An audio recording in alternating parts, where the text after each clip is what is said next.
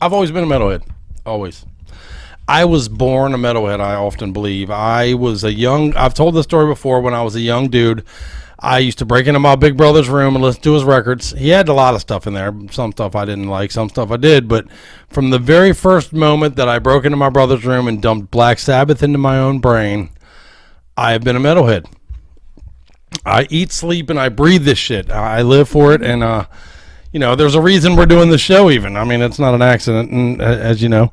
But I broke into my big brother Bob's room when I was young and listened to his fucking Sabbath tapes and his fucking Dio records and early Foghat and all that crazy shit. Van Halen, Eddie Van Halen, I was first exposed to by way of that. And as the result of being a metalhead all my life, it leads to some goofy situations, honestly, when I was young. Like, whenever I was young, if anybody I knew a girl that liked metal at all, they tried to hook me up with her. Like, I can't tell you how many times I was young, somebody was like, dude, I know a girl, she likes metal.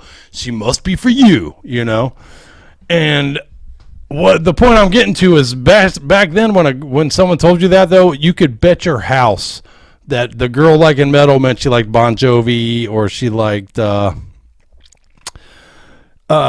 Cinderella, or you know what I'm saying, or fucking, Poison, Motley Crue if you were lucky. If you were lucky, she liked Motley Crue. But, and as a metalhead back then, I was a metalhead. I liked fucking Megadeth and all that shit. I wasn't really big in that. So it wasn't our metal, like harder thrash metal. Yeah, man, real metal.